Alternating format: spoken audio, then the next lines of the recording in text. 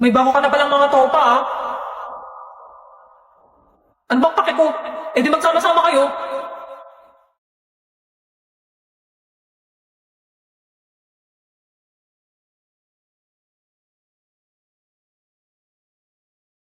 Ang larong ginagawa ngayon ni Damian Desmond ay tinatawag na flames, na may ibig sabihin na friends, lovers, affection, married, enemies, at soulmate.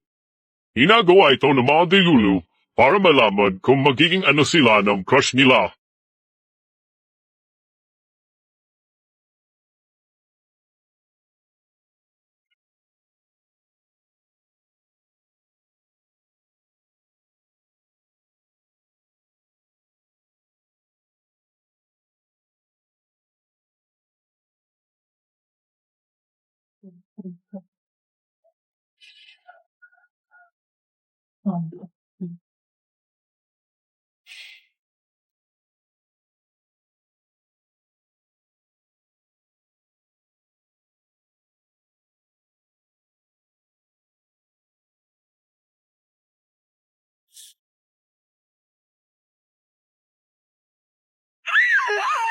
Nakakainis!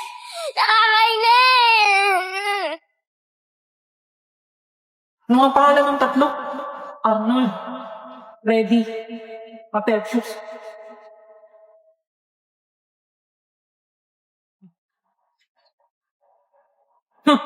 Eto nga, wala silang pagkapareho eh. Ito yung nagbigay ng bulaklak sa kanya, di ba?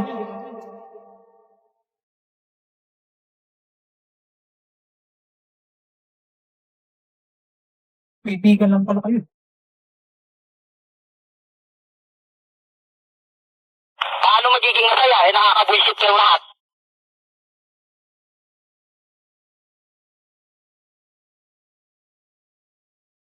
Kain na muna ako. Baka makumatos na ako eh.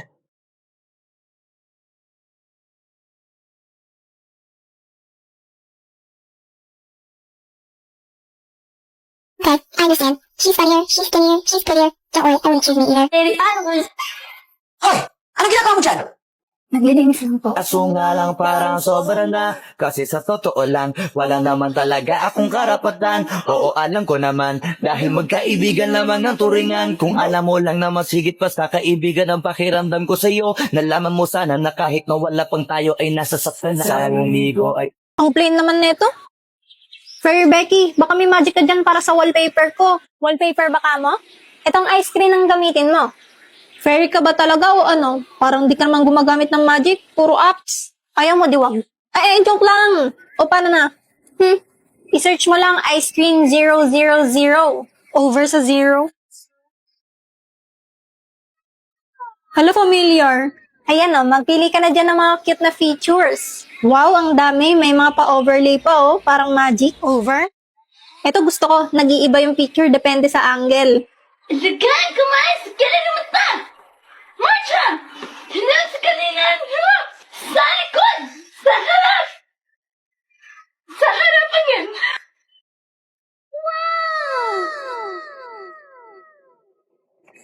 Iyang bangis.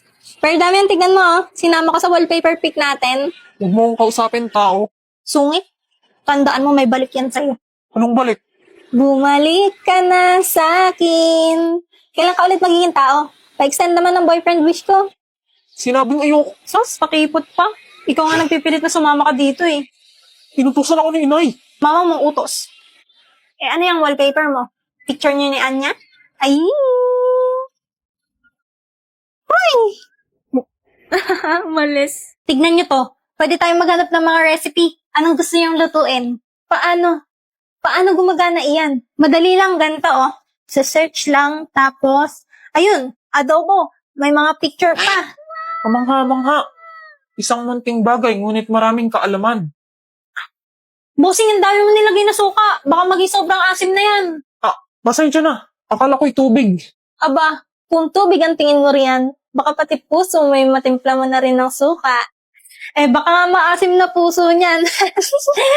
Asim mo ya. O, ayan, tignan nyo. Sa Kastila, ang mahal kita ay te amo. Sa Nihongo naman, ay steru. Sa Korea, Shiba!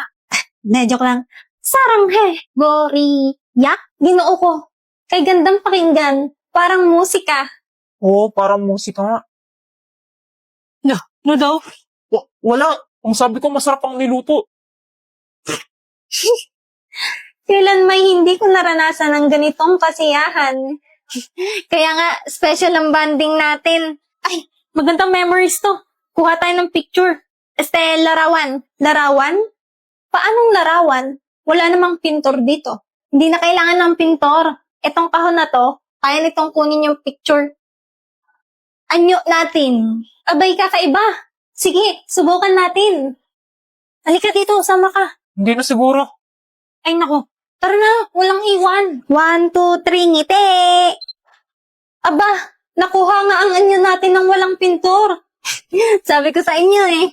Isa pa dali, yung waki naman. Waki? Atina, maraming salamat.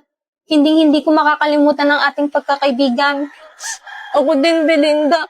Mag-iingat ka. Ikaw naman, kuya. Huwag mo masyadong sinusungitan si Atina, ha? Hindi kayo. Oo nga, Belinda. Lagi niya akong inaan.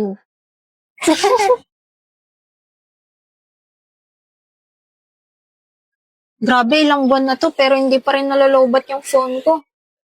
Lobat? Ano yun? Kagulat ka naman.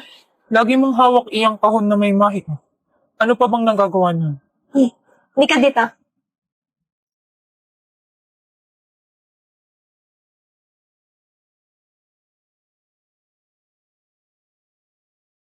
Paano nangyari ito? Ang kahon na ito ay nakalinikha ng musika?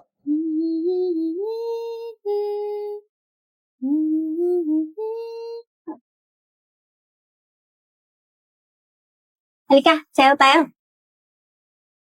Uy! Sa'yo sa kulog at ulan, iikutin ang tala at buwan.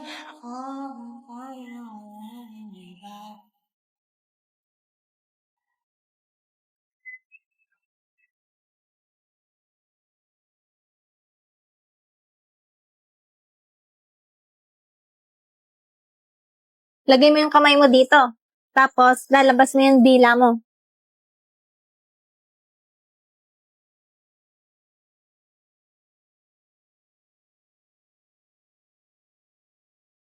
Bukas na ang himagsikan ng plinano namin.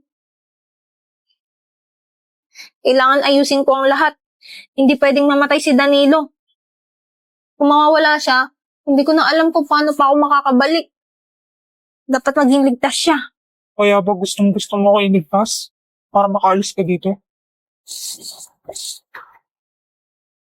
Danilo. Di ba nga yung kasunduan natin, patutuloyin mo ako basta tutulungan kita sa plano. Pagkatapos nun, aalis na ako.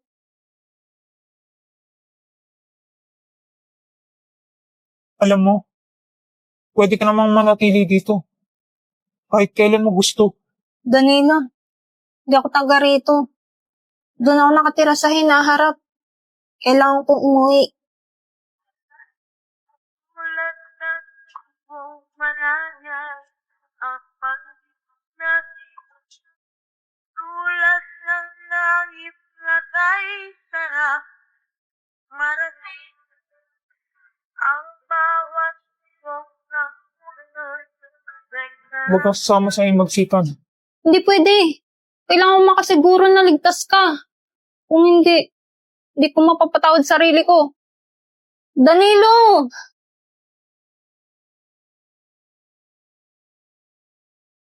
Abay, hindi pwede to, senyorita. Nahilangat na ang kahoy. Baka biglang mabiyak sa daan. Ano? Pero ngayon ako aalis. Baka mas okay kung di ka muna aalis. Tama nga ang iyong sinabi. Paano nangyari iyon? O diba, tama ako? I told you. Told you? Ba't di pa rin ako bumabalik? Dapat mission accomplished na, di ba? Don Danilo de los Reyes. Mamamatay sa himagsikan 1894. Siya naman next. Binibining Atina, pasok! Ipinaabot ng tiyahin ko itong tsaa. Nakabubuti raw ito upang maging payapa ang loob bago matulog. Salamat! Mabuti kong gayon. Athena, nais ko magpasalamat. Kung hindi dahil sa'yo, baka wala na ako ngayon. Wala yun. Normal lang tumulong sa friend. Friend? Ano ang ibig mong sabihin? Kaibigan. Kaibigan. Kung gayon, mula ngayon, kaibigan kita. Oo, kaibigan tayo. Ngunit, matapos ang isang linggo, ako'y patungo na sa Maynila upang makisama sa aking ama. Kaya, dito muna tayo sa bahay ng aking tiyahin mananatili hanggang sa aking pag-alis. 1 week? Sige, okay lang. Chill. Chill? Ibig sabihin, huwag ka mag-alala. Kaya natin to. Kaya natin to. Jambuhat do. Ay, Don Danilo, paano ko maliligtas ang buhay mo? Bossing, Anong ginagawa mo rito? Di ba't sinabi ko na sa'yo? bossing, mamamatay ka sa hinugsika. Anong pinagsasabi mo, Binibini? Ang kamatayan ay hindi mo dapat binabanggit ng basta-basta. Nakita ko na. Kung hindi kita tutulungan, patay ka.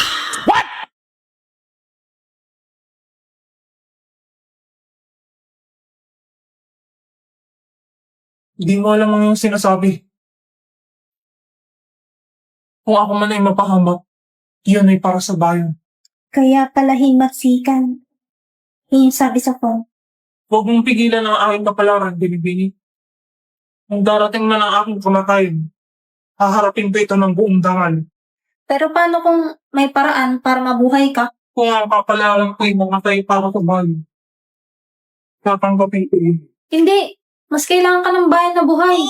Kung mawawala ka, mas marami ang masasaktan. At mawawala rin ang chance mong makatulong pa. Ano ang ibig mong sabihin? Kung sasama ka sa laban ng hindi nagre-ready, doon ka mamamatay. Pero kung maghihintay ka, kung gagamitin mo yung utak mo kaysa espada, doon may chance kang mabuhay. At anong paraan ang sinasabi mo? Kailangan baguhin ang oras ng pagsama mo sa himalsikan. Huwag kang susugod agad. Maghanda ka. Yes, galing. Mag-ipon ka ng lakas at mga kasama. At iwasan ang gabi ng Disyembre 1894. Paano alam mo ang mga bagay na ito? Sino ka ba talaga? Binibini Athena. Basta maniwala ka na lang. Kung gusto mo mabuhay, makinig ka sa akin. Kung totoo ang sinasabi mo, kung buhay ko ang nakataya, kailangan kitang subukin. Eduardo! Belinda! Para sa iyo, aking iro. Athena, nais kong ipakilala sa iyo ang aking iniibig. Siya si Eduardo. Magandang umaga, Binibini Athena. Syongat naman. Ano ang iyong minika? Ano ang syonget? Wala, sabi ko, napakakisig naman ng iyong kasintahan. Siyang tunay, ngunit huwag mong kalilimutan, sa akin lamang siya. Sayong-sayo na yan. Nagsuliak ka, kunwari Pingin-pingit sa aking